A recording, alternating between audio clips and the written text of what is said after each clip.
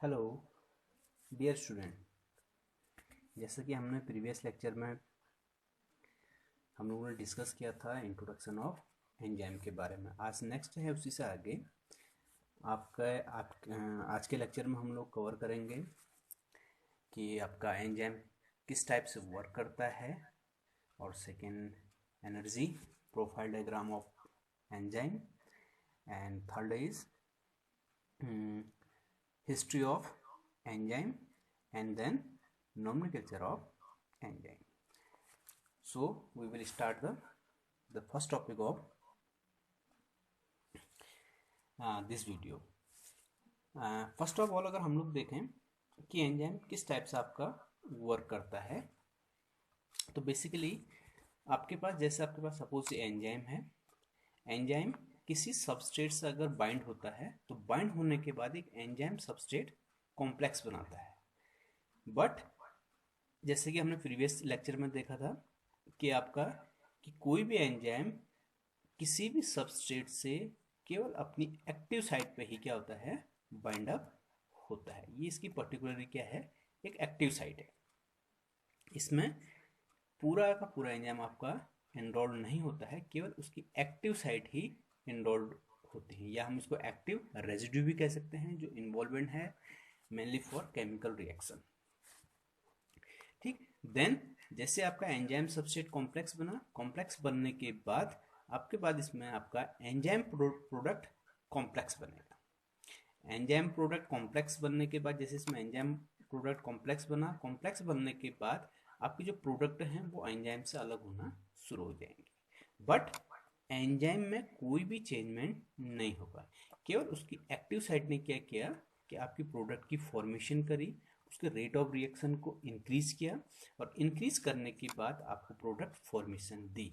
But enzyme are not change. ठीक है, इसीलिए एंजाइम को क्या कहा जाता है, आपका बायोलॉजिकल कैटलिस्ट कहा जाता है, या इसको हम लोग प्रोटीन कैटलिस्ट भी कहते हैं, जो एक एज ए कैटलिस्ट की तरह वर्क करता है। नेक्स्ट हम लोग देखें, अगर energy profile diagram of enzyme अगर देखें तो इसमें बेसिकली एनर्जी प्रोफाइल डायग्राम जो हमने शो किया हुआ है, इसमें हम लोग दोनों टाइप से इसमें शो कर रहे हैं। एक रिएक्शन जो आपकी विदाउट कैटलिस्ट हो रही है, और एक रिएक्शन जो आपकी विद कैटलिस्ट हो रही है। अगर जो एक ब्लैक लाइन आपको दिख रही है, ये इंडिकेट कर रहा है कि जो ये रिएक्शन हो रही है आपकी, ये आपकी क्या हो रही है, विदाउट कैटलिस्ट रिएक्शन हो रही है। और जो आपका रेड लाइन डॉटेड लाइन है, ये आपका शो कर रहा है कि आपका क्या विद कैटलिस्ट हो रहा है। प्रीवियस हमने वैसे भी एनर्जी प्रोफाइल डायग्राम पहले भी काफ़ी बार डिस्कस कर चुके हैं। ठीक है, अब इसमें से अगर हम लोग देखें, अगर इन दोनों का डिफरेंस देखें, difference between activation energy of with catalyst and with catalyst and without catalyst, तो ये इनका एनर्जी का डिफरेंस है। तो आप यहाँ पर देखेंगे कि आपका बेसिकली जो आपके पास विद कैटलिस्ट रिएक्शन है, उसकी एक्टिवेशन एनर्जी क्या है, लो है कंपेयर टू विदाउट कैटलिस्ट। ठीक है, और ये आपकी एनर्जी है। एनर्जी को बेसिकली अगर हम थर्मोडायनेमिक टर्म्स में देखें तो ये आपका डेल्टा जी। ठीक है, तो डेल्टा जी एनर्जी का भी डिफरेंस देखेंगे तो आपको किसी विदाउट कैटलिस्ट के लिए आपको मोर एनर्जी की रिक्वायर है, उसको उसकी ट्रांजिशन स्टेट में। This point is transition state point. ठीक है, this state is transition state point. And और अगर हम लोग इसमें देखें आपका सेकेंड आपका विद कैटलिस्ट की रिएक्शन को देखें, तो विद कैटलिस्ट की रिएक्शन में delta G is less compare to without catalyst reaction. ठीक है, और इसका रिएक्शन पाथ है, इसमें अगर हम लोग देखें यहाँ पर आपका क्या होगा, ये एंजाइम और आपका सबस्ट्रेट की बाइंडिंग होगी, और यहाँ आपके पास एंजाइम सबस्ट्रेट कॉम्प्लेक्स बनेगा। यहाँ पर आप लोगों के पास एंजाइम सबस्ट्रेट कॉम्प्लेक्स बनेगा, पीएस की फॉर्मेशन, जो इससे पहले हम लोग डायग्रामेटिकली पिछले स्लाइड में देखी थी हम लोगों ने। उसके बाद ये आपका एंजाइम सबस्ट्रेट कॉम्प्लेक्स है, और यहाँ आपकी क्या है, प्रोडक्ट की फॉर्मेशन हो जाएगी, जहाँ प्रोडक्ट की फॉर्मेशन में आपका एंजाइम आपके प्रोडक्ट से अलग हो जाएगा। ठीक है, कुछ पॉइंट हैं जो बेसिकली आपके पास कैटलिस्ट के बारे में हैं, जो आपको पहले से भी पता है, कुछ थोड़ा सा हल्का सा रिवाइज देख लेते हैं। ठीक है, lower the activation energy of the reaction, therefore speeding the reaction of. यानी आपका किसी भी एक्टिवेशन एनर्जी की किसी भी कंपाउंड की जितनी कम उसकी एक्टिवेशन एनर्जी होगी उतना ही ज़्यादा उसका क्या होगा, रेट ऑफ रिएक्शन होगा। ठीक है। And catalyst speed of chemical reaction, they do not change the product और reactant of the reaction and are not used up और कंज्यूम्ड इन द रिएक्शन। ठीक है। And biological catalyst are called enzyme, या आपका biological catalyst are called enzyme oblique आपका protein catalyst. ठीक है। बाकी ये बेसिकली थोड़ा बहुत चीज़ें हैं आपके पास जो कैटलिस्ट के बारे में हैं। अगर हम लोग एग्जाम्पल के द्वारा इस चीज़ को अगर समझें with the help of Arrhenius equation, तो अगर हम लोग डेल्टा जी देखें अनकैटलिस्ट रिएक्शन के लिए तो ये आपका 107 किलो जूल होता है। और अगर यही डेल्टा जी अगर हम लोग देखें जो आपकी कैटालिटिकल रिएक्शन है यानी आपका with the help of enzyme, तो ये 46 किलो जूल होता है। ठीक है। अब according to Arrhenius equation, this the basical formula is Arrhenius equation. ठीक है। इसमें आपका स्मॉल के है, कैपिटल के आपका हमेशा शो करता है कि चीज़ को, इक्विलिब्रियम कांस्टेंट को, इक्विलिब्रियम कांस्टेंट को। और जो आपके पास स्मॉल जी है, ओ सॉरी स्मॉल के है, स्मॉल के आपका हमेशा शो करता है किसको, रेट ऑफ रिएक्शन को। अगर दोनों की रेट ऑफ रिएक्शन में हम लोग देखें और इस फॉर्मूले में इन वैल्यू को पुट अप करें, ठीक है, इसमें R is a gas constant, T is a temperature and del G is a gives free energy. अगर दोनों में कंपेयर किया जाए तो आपका के कैटालिस्ट अपॉन के अनकैटालिस्ट। ठीक है। अगर इन दोनों की वैल्यू में अगर हम लोग कंपेयर करेंगे तो आपका जो के कैटालिस्ट है यानी रेट ऑफ रिएक्शन ऑफ के कैटालिस्ट अगर हम लोग देखें इज मोर 5 × 10⁻10 कंपेयर टू के अनकैटालिस्ट। ठीक है। ये लगभग आपका क्या होता है कि आपका 5 × 10⁻10 पावर आपका मोर रिएक्शन एक्टिव होती है किसके कंपेयर में, आपका अनकैटालिस्ट की कंपेयर में। ठीक है।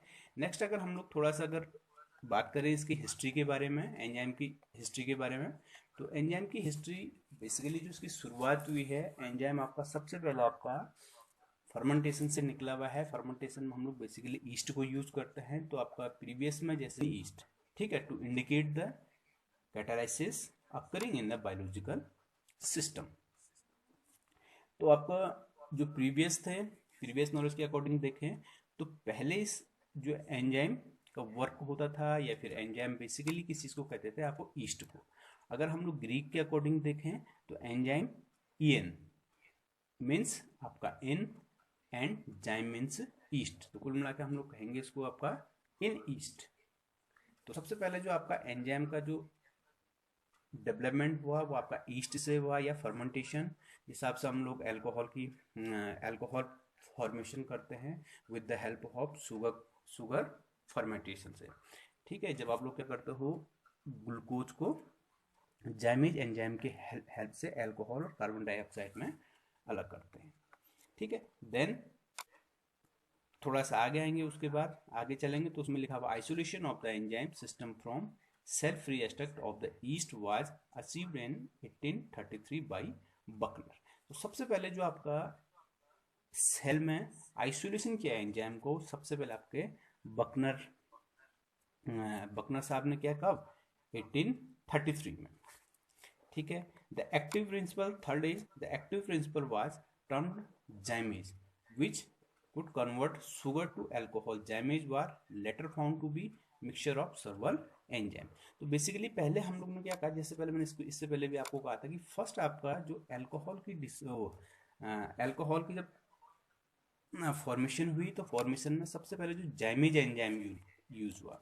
ठीक है। तो जाइमेज एंजाइम को हम लोगों ने इससे पहले ईस्ट भी कहा था। ठीक है। And next point is the isolation of the first enzyme urease. ठीक है। And east crystallization was first achieve in 1926 by Sumner from Jacoby. तो सबसे पहले आपका जो आइसोलेशन किया फर्स्ट एंजाइम का यूरेज का, या उसको फिर उसको क्रिस्टलाइजेशन फॉर्म में कन्वर्ट किया, सबसे पहले आपके समनेर ने किया, समनेर साहब ने किया कब, 1926 में। और किससे किया, जैकबीन से। It was also established that this was a protein. और उसी ने आपका आपका समनेर साहब ने सबसे पहले यही कहा कि आपका सबसे पहले आपका क्या हुआ, जो आपके पास यूरिनेज आइसोलेट हुआ, यूरिनेज एक एंजाइम का पार्ट था और इसमें आपका प्रोटीन पार्ट इन्वॉल्व है, यानी आपका इसमें प्रोटीन इन्वॉल्व है टोटली। ये भी आपका सबसे पहले 1926 में ही हमें, तो ये इसकी हिस्ट्री के बारे में था। ठीक है, हिस्ट्री के बाद बेसिकली अगर हम लोग इसका कंक्लूजन निकालें तो फर्स्ट ऑफ ऑल जो सबसे पहले आपका एंजाइम डेवलप हुआ वो आपका ईस्ट से डेवलप हुआ। फिर प्रीवियस टाइम में आपका ईस्ट को ही एंजाइम के नाम से जाना जाता था। फिर सेकेंड इसका आइसोलेशन सबसे पहले जो आपके बकनर साहब ने किया, और बकनर साहब को इसमें आपका नोबेल प्राइज भी मिला हुआ है कि एंजाइम के फ्री सेल एक्सट्रैक्शन में। ठीक है, फिर उसके बाद आपका समनेर साइंटिस्ट समनेर 1926 में उन्होंने सबसे पहले यूरिनेज एंजाइम को आइसोलेशन किया और उसको क्रिस्टलाइजेशन करके देखा, और सबसे पहले ये भी बताया कि इसमें आपका क्या होगा, टोटली प्रोटीन पार्ट इन्वॉल्व होता है आपके किसमें, एंजाइम में। ठीक है, तो ये है इसकी आपकी बेसिकली एंजाइम की हिस्ट्री। एंड देन हम लोग आगे चलते हैं। आगे चलने में इसमें आपके पास है, इसके बाद आपके पास nomenclature of enzyme. Nomenclature of enzyme अगर हम देखें तो प्रीवियस ईयर जो पहले आपका एंजाइम का जो नोमेनक्लेचर होता था वो आपका एक अरेबिक मैनर के अकॉर्डिंग था। जैसे example the name of trypsin, तो बेसिकली इसमें हम लोग क्या लगाते थे, लास्ट में आपका इन लगाते थे, और कीमोट्रिप्सिन। ठीक है, converting no information about the function of the enzyme और the nature of the substance on which they act. ठीक है, तो इससे हमें कुछ भी पता नहीं चलता था कि रियल में आपके इस एंजाइम के इंफॉर्मेशन के बारे में कि आपका इंफॉर्मेशन क्या है। ठीक है, फिर देन उसके बाद 1955 में एक सोसाइटी डेवलप हुई जिसको हम लोग IUBMB के बायोकेमिस्ट्री एंड मॉलिक्यूलर बायोलॉजी। ठीक है, तो ये आपका जो IUBMB है, ये आपकी बेसिकली ये सोसाइटी है जो डिसाइड करती है कि आपका इस एंजाइम का रियल नोमेनक्लेचर क्या होगा और एक ऑथेंटिक नोमेनक्लेचर क्या होगा। जैसे हम लोग केमिस्ट्री में आपका बेसिकली अगर हम लोग किसी कंपाउंड का अगर हम लोग एक यूनिक नेम देखते हैं तो आपका IUPAC नोमेनक्लेचर के अकॉर्डिंग देखते हैं, वैसे आपका एंजाइम के नोमेनक्लेचर और उसके क्लासिफिकेशन के लिए एक सोसाइटी डेवलप हुई। ठीक है, जिसको हम लोग IUBMB कहते हैं। ठीक है, तो सबसे पहले 1955 के बाद इसमें आपका एंजाइम का नोमेनक्लेचर आइडेंटिफाई हुआ। ठीक है, according to IUBMB the name may identify the compound as an enzyme with the suffix ase।